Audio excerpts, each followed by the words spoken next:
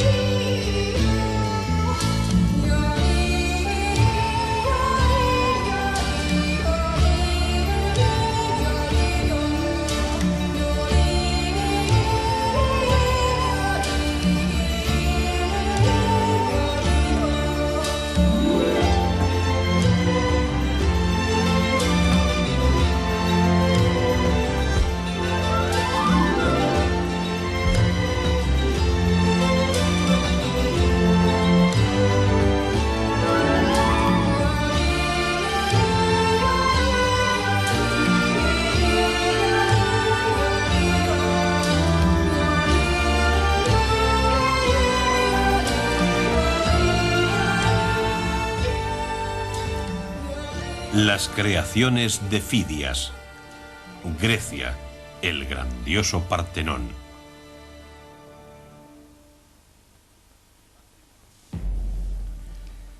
Hace unos 2400 años, la humanidad creó un canon definitivo de belleza.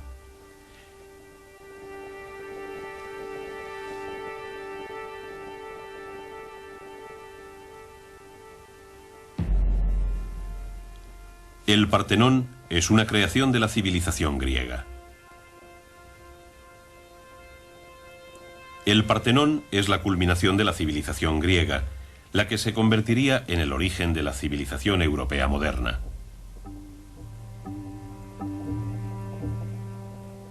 El templo fue adornado con esculturas majestuosas. Sin embargo, la mayoría de ellas no se hallan en el Partenón hoy en día.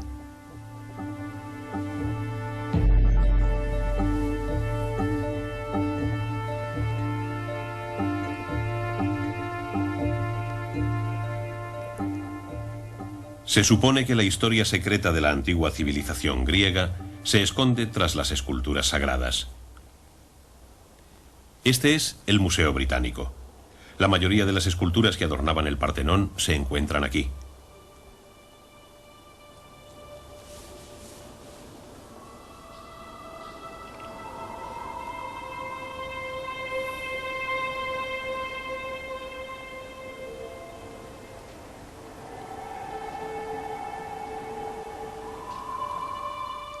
Estas esculturas del Partenón, conservadas en el Museo Británico, son conocidas hoy como los mármoles de Elgin.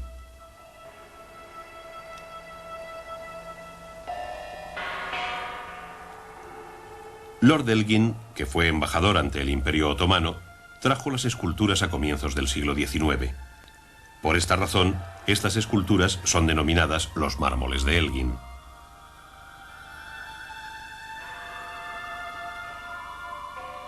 No han perdido su elegancia y su dignidad hoy, después de 2400 años.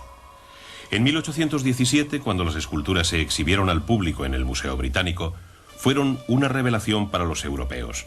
La civilización de la antigua Grecia, en el punto culminante de su gloria, aparecía ante el público por primera vez reflejada en estas esculturas. Todas las cabezas de las esculturas, menos una, se habían perdido. Aunque esto no reduce su valor, su auténtico valor reside en el hecho de que los cuerpos humanos fueron esculpidos con extrema perfección. Son dioses y diosas griegos. Aunque divinos, su apariencia es humana. Nosotros damos por sentado que el cuerpo humano debe representarse tal como es, pero esta idea nació en la civilización griega.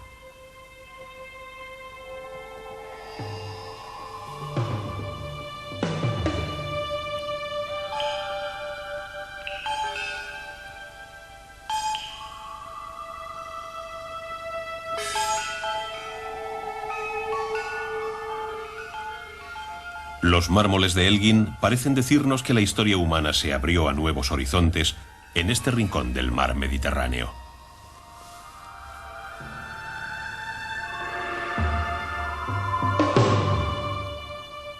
¿Qué nos podrán revelar sobre aquella civilización los mármoles de Elgin?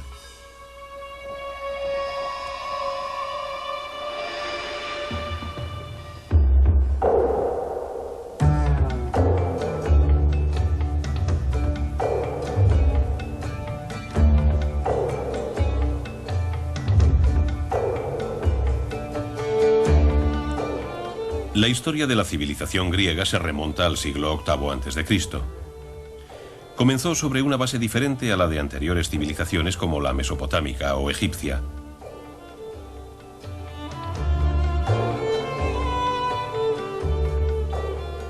No existía un río que favoreciese el poblamiento y en un paisaje de tierra pedregosa y árida empezó a surgir la civilización griega.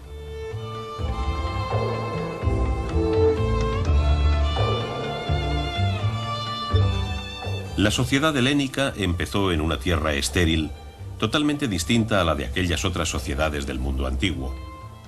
La principal diferencia era que sus ciudadanos eran libres e independientes. No existía un gobernante con una autoridad centralizada.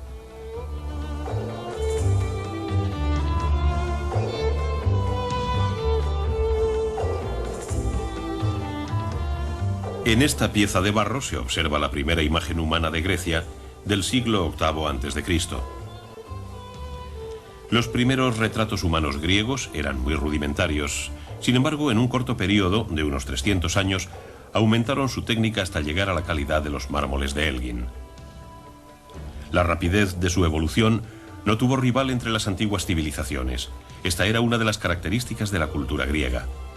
Allá por el siglo VI a.C., las pinturas en vasijas de arcilla alcanzaron su plena madurez. No obstante, no se detuvieron ahí, en la perfección de una forma artística. Desarrollaron nuevas técnicas, realizando las figuras humanas con mayor realismo. Los griegos valoraban la libertad y poseían un espíritu emprendedor. Era un pueblo que se enfrentaba con energía a los avatares del destino. Grecia empezó a desarrollarse como la cuna de la civilización. Sin embargo, le aguardaba un grave período de prueba. Las guerras médicas, la guerra que cambió el curso de la historia mundial.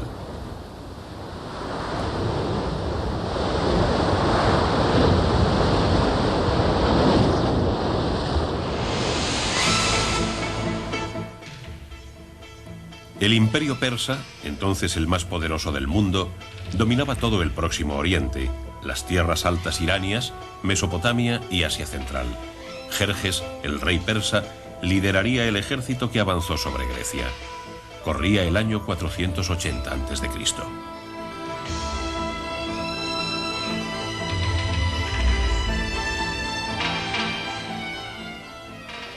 Los ciudadanos de Atenas. Sus ciudades fueron destruidas por las tropas persas. El ejército griego, que tenía su centro en esta ciudad, se enfrentó al fin al enemigo en la mar.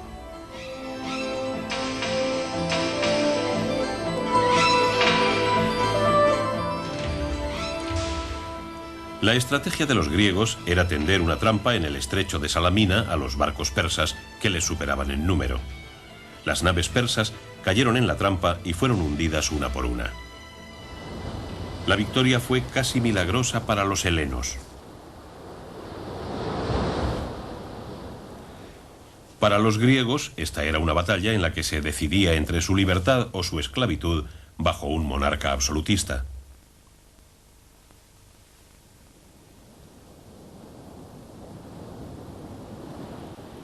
La victoria en las guerras médicas dio una gran confianza al pueblo. La sociedad, y en especial las actividades artísticas, experimentaron una profunda mejora. La mayor contribución a este adelanto la hizo Atenas, la ciudad-estado que llevó a los griegos a la victoria y que fue la heroína de la batalla marina de Salamina. Durante el período posterior a las guerras médicas, en Atenas surgió un destacado político, Pericles. Fue el principal responsable, figura central en la construcción del Partenón.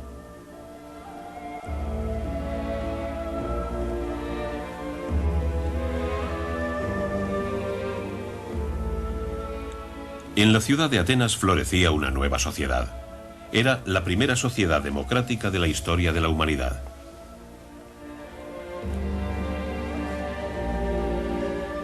Era una sociedad en donde los hombres adultos tenían un derecho equitativo a expresarse.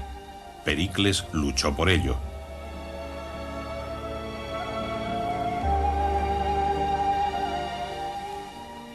En aquel tiempo, en Atenas, aparecían sin cesar figuras destacadas. Sócrates, el filósofo. Platón, el discípulo de Sócrates, defendió la creación de un estado ideal. Los poetas cantaban al pueblo en sus tragedias sobre gente atrapada en la red del destino.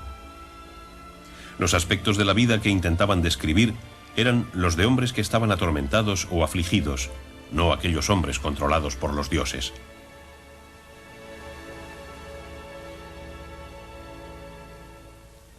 En aquel tiempo apareció un escultor en la sociedad ateniense. Era Fidias.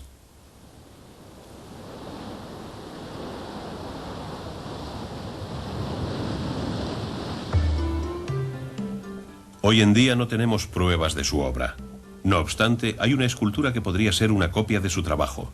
Se realizó en la época del Imperio Romano.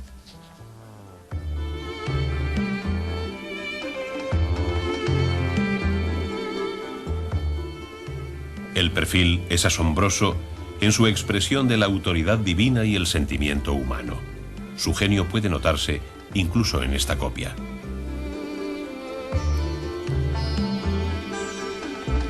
Fidias fue el escultor más grande que nos ha dado la civilización griega. Sin embargo, la mayor parte de su vida privada nos es desconocida.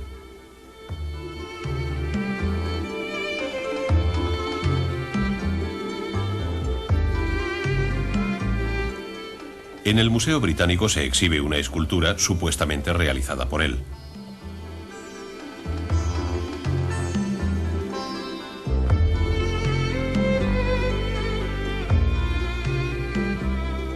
El relieve esculpido en el escudo cambiaría más tarde el curso de su vida.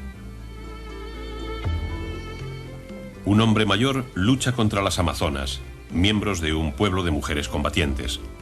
Se supone que ese hombre es Fidias.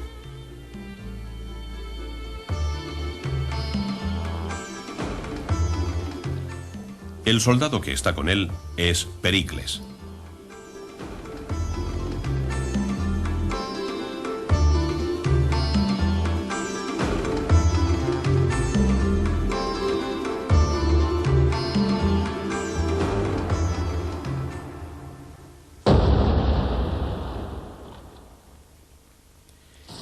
En el año 447 a.C. comienza la construcción del Partenón.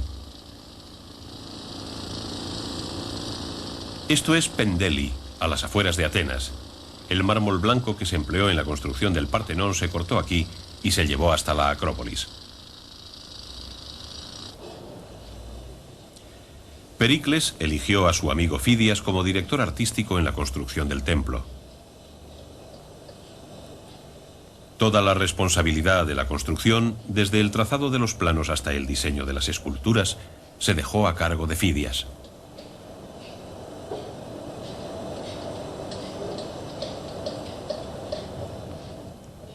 El diseño del Partenón supuso el empleo de ciertas peculiaridades, como en el estilóbato del templo. A primera vista, el suelo parece plano. Sin embargo, no es horizontal.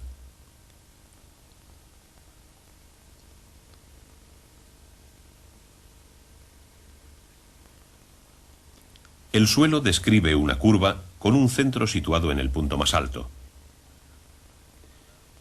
Hemos exagerado esta desigualdad con una animación por ordenador, pudiendo observarse que el Partenón está compuesto en su casi totalidad por líneas curvas.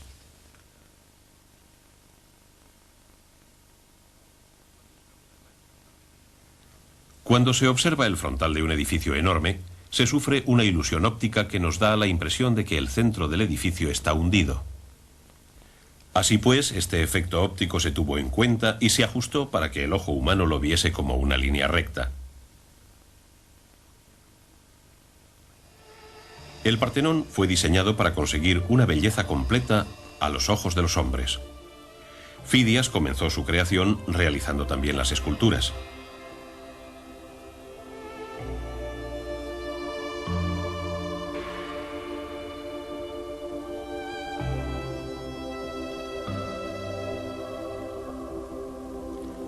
Hay tres tipos de esculturas que adornan el templo.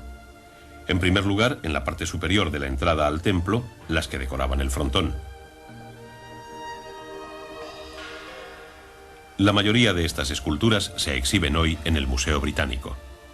Son obras maestras que representan el enorme nivel que alcanzó el arte de la escultura griega.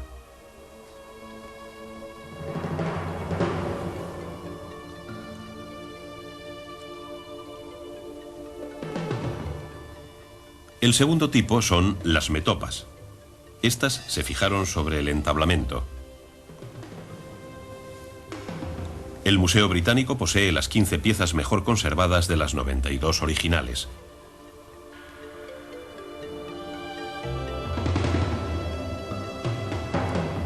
El movimiento dinámico que se expresa en este relieve es poco común entre las esculturas del Partenón.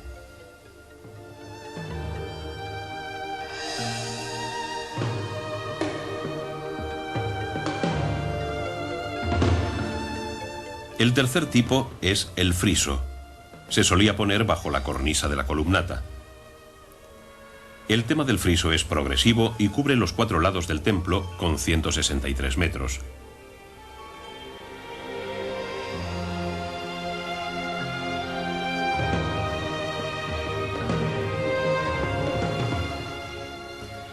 ...75 metros de las piezas originales, casi la mitad del total, se encuentran en el Museo Británico.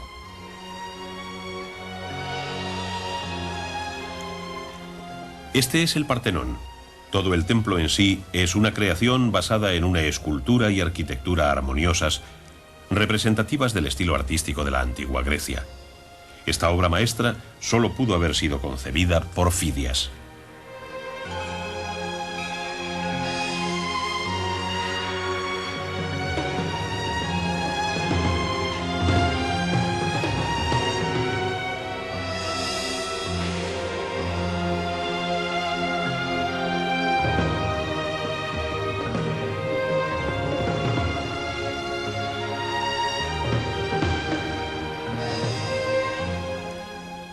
Desde muy antiguo, la humanidad ha expresado sus ideas en forma de pintura y escultura. Los pueblos del mundo antiguo intentaban mostrar la dignidad de los dioses y la autoridad de los reyes. Sin embargo, los griegos tenían puntos de vista diferentes. Estudiaron en profundidad la naturaleza de la belleza y buscaron la forma ideal para expresarla. Entonces surgieron los artistas. Fidias era uno de los artistas en quien se apoyó la humanidad.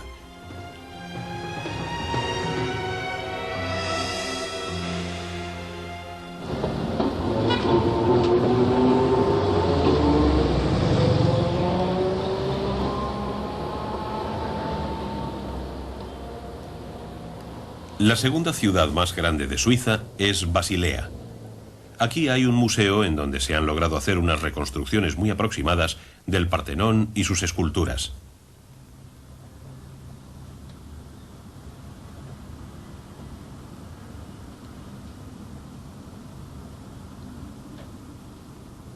El modelo del Partenón que aquí se expone tiene una escala 1/20. Hoy en día se le considera la reconstrucción más aproximada arqueológicamente.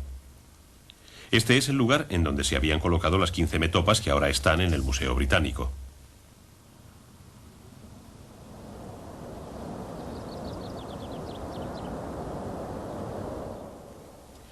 A principios del siglo XIX, Lord Elgin extrajo 15 metopas del friso. La señal de aquello todavía se puede apreciar en el lado sur del Partenón.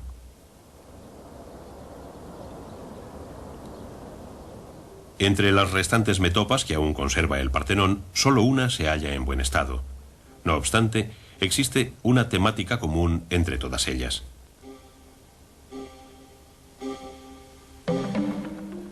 Las 15 metopas que se conservan en el Museo Británico. La historia grabada en ellas proviene de la mitología griega.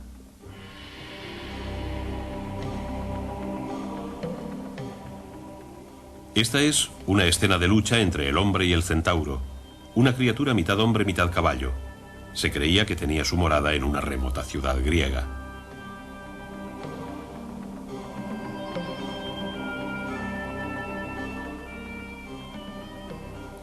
Los centauros fueron invitados a la ceremonia de una boda, pero eran tan bárbaros que intentaron raptar a la novia. El feliz suceso se convirtió en una matanza y al final el hombre ganó la batalla. Sin embargo, en este relieve hay un significado subliminal. Este es la victoria en las guerras médicas que hicieron peligrar el destino de Grecia.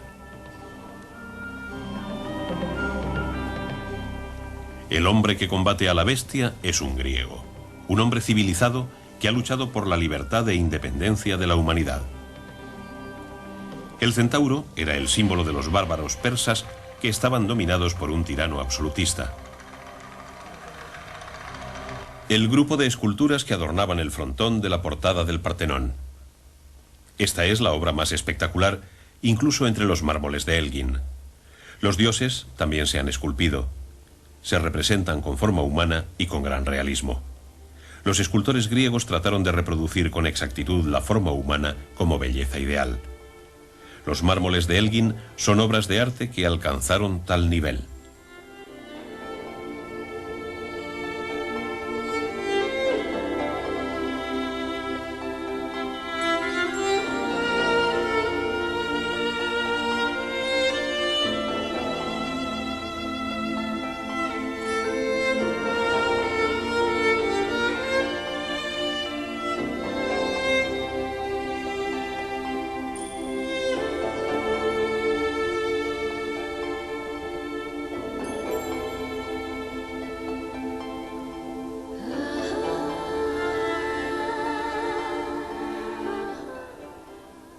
Afrodita, también llamada Venus en la era romana, es la diosa de la belleza. El movimiento de los voluptuosos drapeados de la diosa ha sido expresado con gran maestría. Las formas nos dan la sensación de estar ante una mujer vestida con telas vaporosas.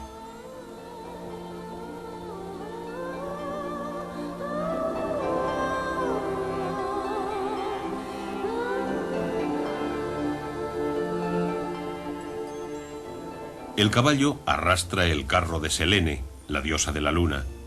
La expresión del animal en el esfuerzo se refleja con gran veracidad. Los mármoles de Elgin nos hablan del realismo perfecto. La calidad lograda aquí sería uno de los puntos iniciales de la civilización occidental. En el Museo Británico se muestran las esculturas del frontón. No obstante, se han perdido gran parte de ellas.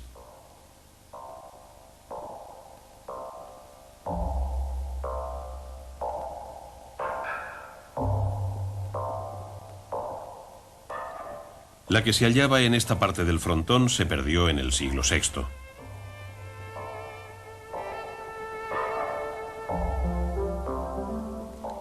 En la colección de vaciados de Escayola, que forma parte del Museo de Arte Antiguo de Basilea, se ha intentado reproducir el frontón desaparecido. El único indicio que se tenía eran los escritos de Pausanias, un viajero que visitó Atenas en la época del Imperio Romano. Pausanias escribió que la escena de aquella parte del frontón reproducía el nacimiento de la diosa Atenea. Esta es la supuesta escena del frontón perdido, reproducida por la colección de vaciados de Escayola.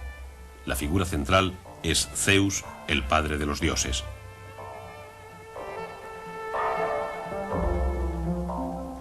A su lado está la diosa Atenea, que acaba de nacer.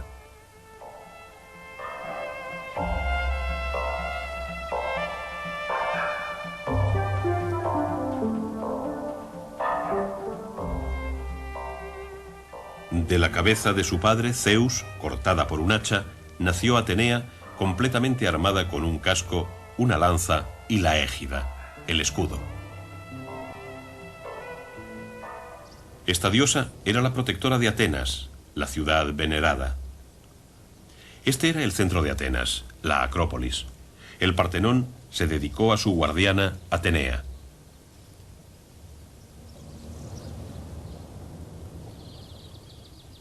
En aquellos tiempos, en Atenas, se celebraba cada 4 años un espléndido festival, el cumpleaños de Atenea. Era la festividad panateniense. El punto culminante de la festividad venía marcado por el comienzo de una procesión hacia la colina de la Acrópolis. En el friso, de 163 metros de perímetro, se ilustra la escena de la procesión de la fiesta panateniense. La procesión estaba encabezada por jinetes, seguidos por los apobates, hombres que llevaban los bueyes al sacrificio, y estadistas y doncellas.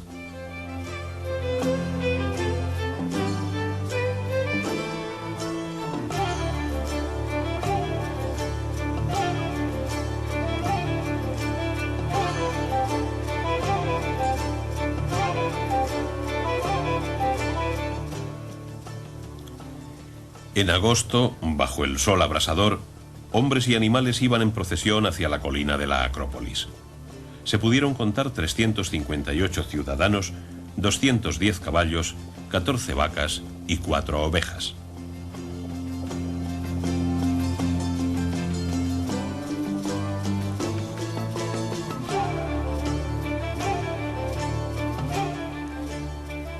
La procesión comenzaba en la parte oeste del Partenón, dividiéndose y marchando en dos direcciones.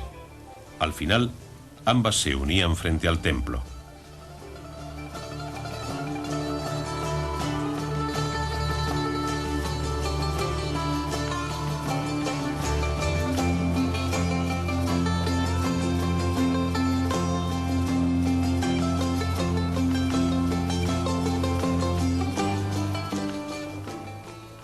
La colina de la Acrópolis, en donde las dos partes se unían de nuevo.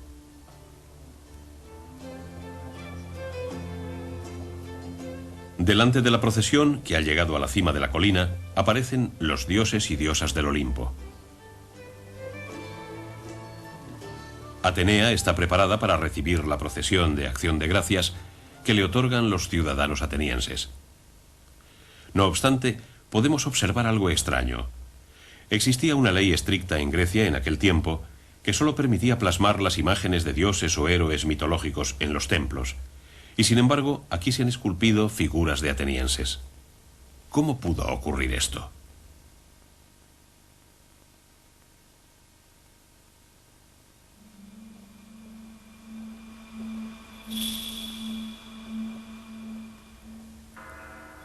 La procesión de la festividad está esculpida en el friso. Hace poco se ha barajado una hipótesis convincente. Pudiera ser que la gente que trabajó en la construcción del Partenón dejase un mensaje en él. Pericles y Fidias escogieron un tema que estaba casi prohibido en aquella época, al igual que los antiguos pobladores. Los atenienses tomaron parte en aquella procesión.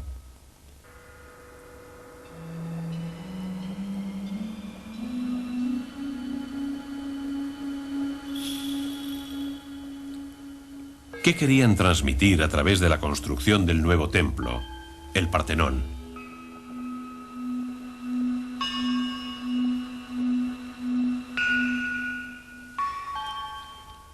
En la Biblioteca Británica, que forma parte del Museo Británico, se conserva el indicio más valioso para el estudio de Atenas en la época de Pericles. Esta es una copia de la Constitución ateniense escrita por el filósofo Aristóteles.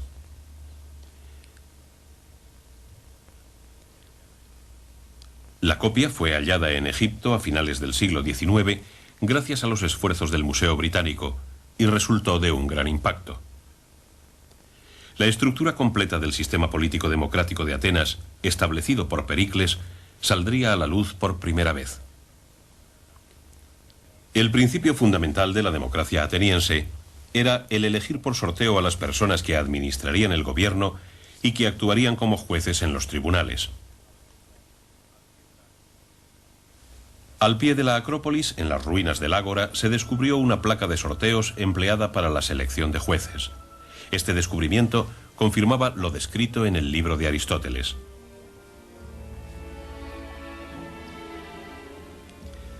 Los funcionarios y jueces eran elegidos de entre los ciudadanos sin tener en cuenta su habilidad y experiencia. La función del sistema de sorteos era evitar la concentración de poder en una facción en particular o en una sola persona. Pericles fue el que estableció este principio. Así comenzó la sociedad democrática, en la que todos los ciudadanos tenían el mismo derecho a expresarse. Pericles pronunció un discurso ante los ciudadanos de Atenas. Nuestra polis es el ideal por el que los griegos debemos trabajar. Seremos venerados no solo en la actualidad, sino también en el futuro. Nos alabarán eternamente.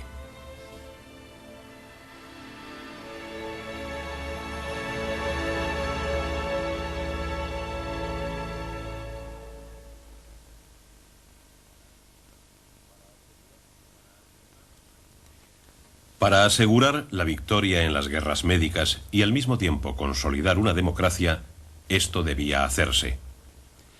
Los griegos comenzaron a pensar que los dueños del mundo no eran los dioses o los reyes, sino los ciudadanos por sí mismos. Actos como el de representar figuras humanas en la decoración del templo se habían visto como blasfemias. Pericles y Fidias habían planeado hacer del Partenón algo más que un simple templo, un monumento conmemorativo a los ciudadanos atenienses que habían establecido el sistema político democrático. Hubo otra ambición política de Pericles que se escondió en la construcción del Partenón.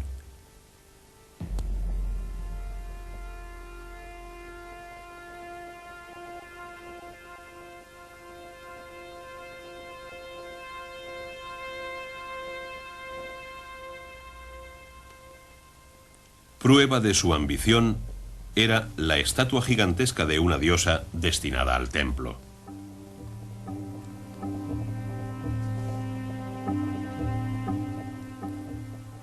La altura de la estatua era de más de 11 metros.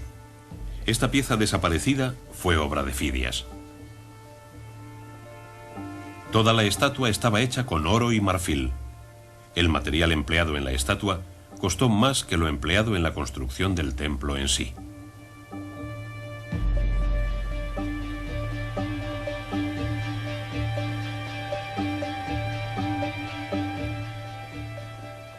El coste total de la construcción, incluyendo esta enorme estatua de oro y marfil, fue de 6 o 7 veces el presupuesto anual de Atenas.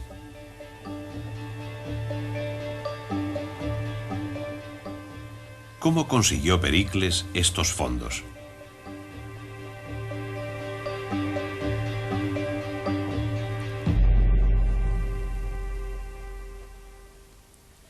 El secreto se halla en la formación de una alianza militar, la Liga Ático-Délica, a la que se unieron las ciudades del mar Egeo en contra de la amenaza persa.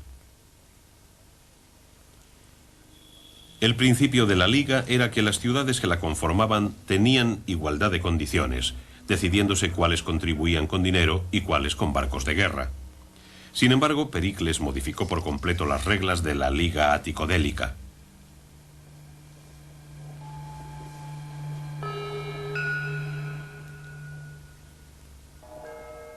En el Museo Británico hay una inscripción de aquel tiempo.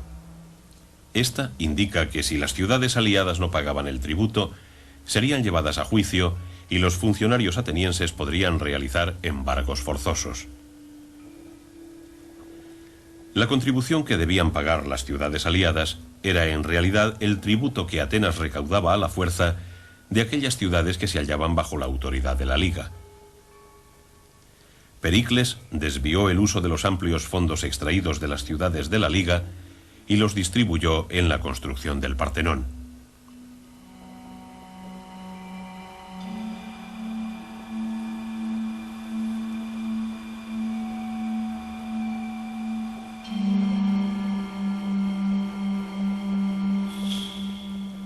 ¿Por qué adoptó Pericles tales medidas? Su objetivo real era levantar aquel templo. En el monte Pentélico, situado en los alrededores de Atenas, se extraía el mármol empleado en la construcción del Partenón.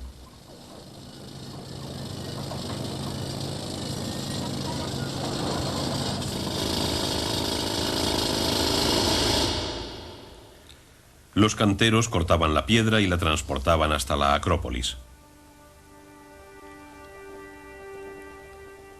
La construcción del templo conllevaba el pago a numerosos peones.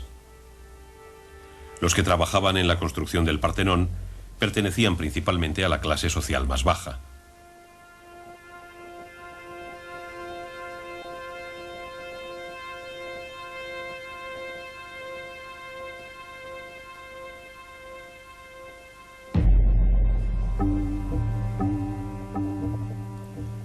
fueron los que soportaron la ambición política de Pericles. La meta final de la construcción del Partenón fue el emplear los fondos de la Liga Délica para pagar a sus propios peones.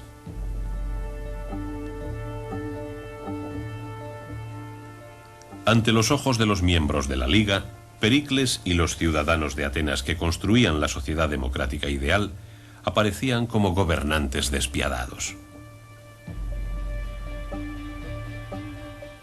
Al final se concluyó el Partenón. Fue 15 años después de comenzar la construcción.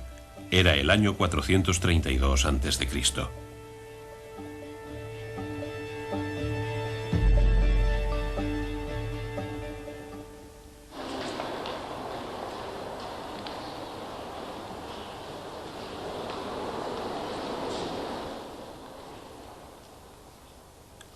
Existe todavía un misterio sin resolver en el Partenón y sus esculturas.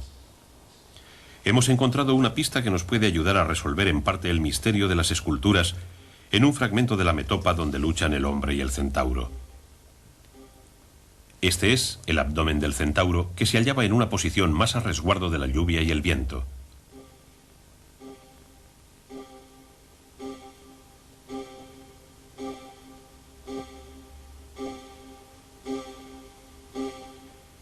Estas son marcas azules y se considera que son restos de la pintura que se aplicó originalmente a la escultura. El Partenón se construyó con mármol blanco. ¿Sería así hace 2400 años? Hace unos 150 años se creó un equipo responsable del estudio del Partenón y de los colores aplicados a sus esculturas.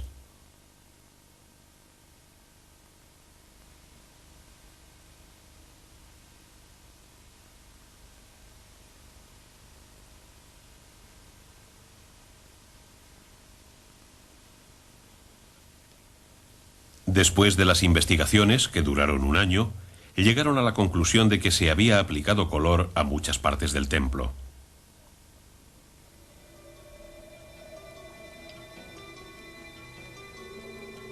Este es el lado oeste del Partenón. En esta parte del templo, difícil de observar para los visitantes del museo, existe un rastro de pintura. Marcas del desgaste.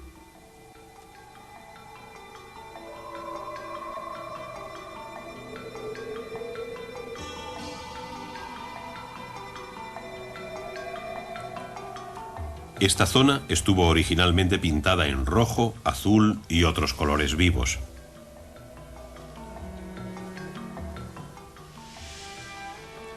El color que podría haber tenido el Partenón se convirtió en una cuestión atractiva para los europeos de principios del siglo XIX.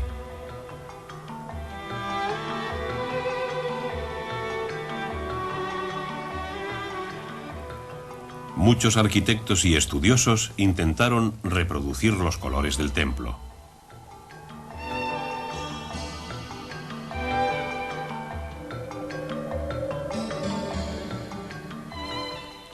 Este es uno de aquellos intentos realizado por el arquitecto francés Benoît Louvois. El Partenón habría sido pintado como un llamativo templo polícromo.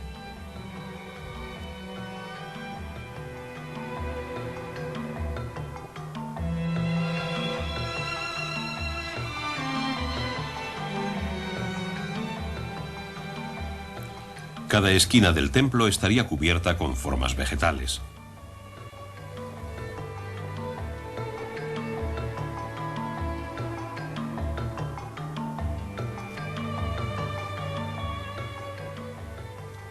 Esto se realizó sin ninguna prueba científica, simplemente con la imaginación.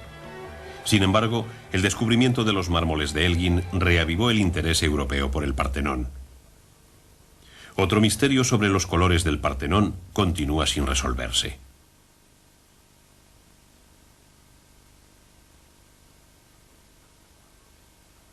Marcas marrones con apariencia de pegamento aparecen en diversas partes del templo.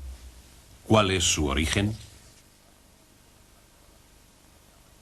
Hasta hace muy poco se pensaba que estas marcas marrones eran partículas férreas contenidas en el mármol que quedaron al aire y luego se oxidaron. Sin embargo, basándonos en el análisis químico llevado a cabo por el Museo Británico en 1989, se concluyó que en esta parte del mármol no hay indicios de hierro. Esta es una sustancia marrón que puede ser algún tipo de barniz.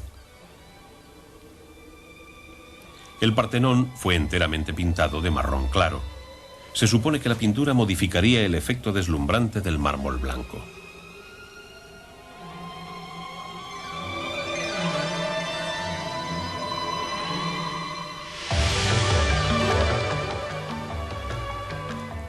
Desde el siglo XIX, numerosas personas han llevado a cabo estudios sobre el color del Partenón.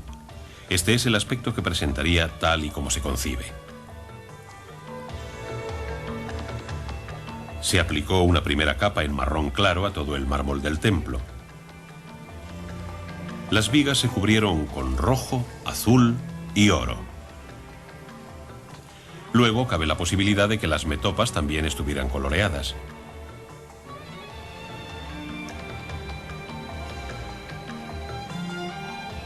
Esta es la imagen del Partenón justo después de su conclusión. El Partenón y las esculturas de los mármoles de Elgin nos muestran hoy en día la belleza perseguida por la civilización griega.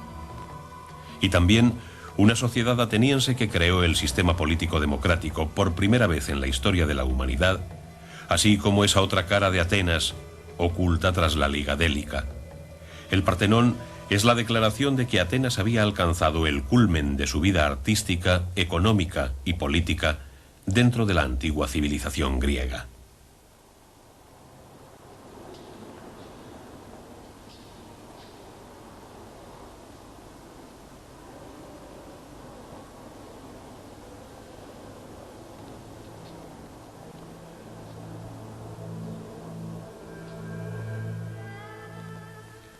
La gloria de la ciudad-estado de Atenas se simbolizó en el Partenón. Sin embargo, poco después de la terminación del templo, el destino de Pericles y Fidias sufriría un rotundo revés.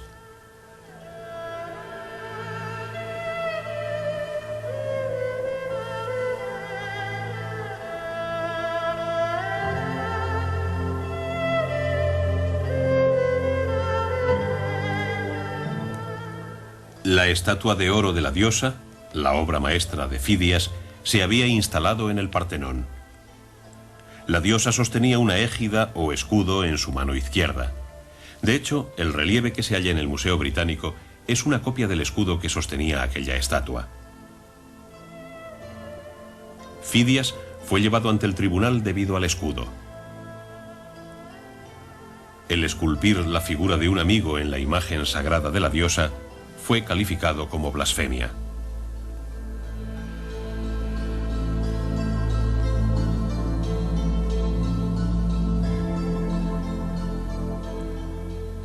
Ese fue el cargo del que le acusaron. Se dice que el incidente fue un complot de los opositores contra Pericles, acusando a Fidias por su amistad con él. Fidias fue apresado y se corrió el rumor de que lo habían envenenado.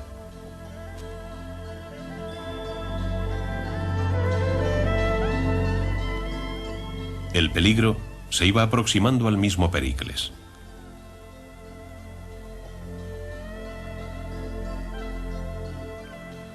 Pericles estaba atrapado y para evitar los cargos en su contra decidió ir a la guerra con Esparta, cambiando el destino de toda Grecia.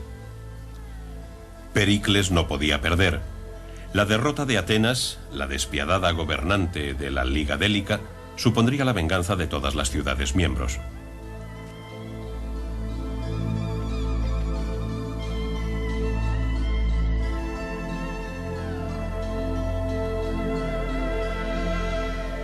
Después de 2 años en la guerra, Pericles murió repentinamente de una enfermedad epidémica que afectó a Atenas.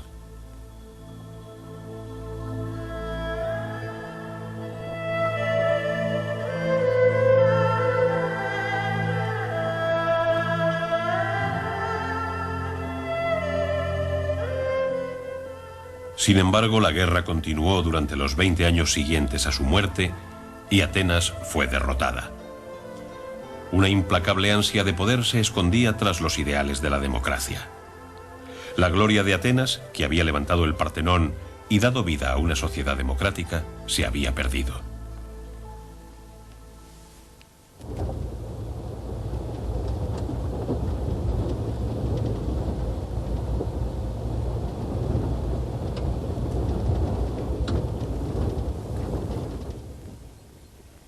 Esto es Olimpia, donde comenzaron los antiguos juegos. Hace unos 30 años se encontraron aquí nuevas muestras sobre el escultor Fidias. Un equipo de investigación alemán desenterró una parte del taller de trabajo en que se supone trabajó Fidias.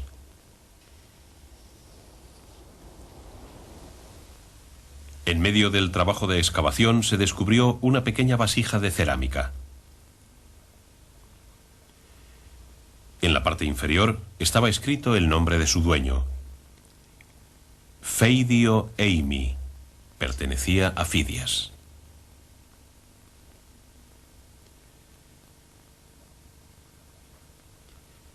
La vasija data del 430 al 420 a.C., la época en la que se supone terminada la construcción del Partenón.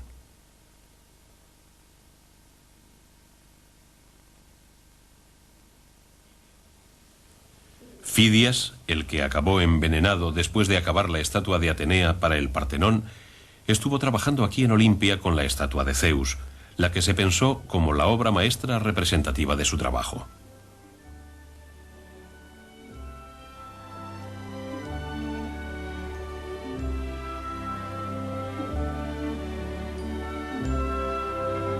Los mármoles de Elgin.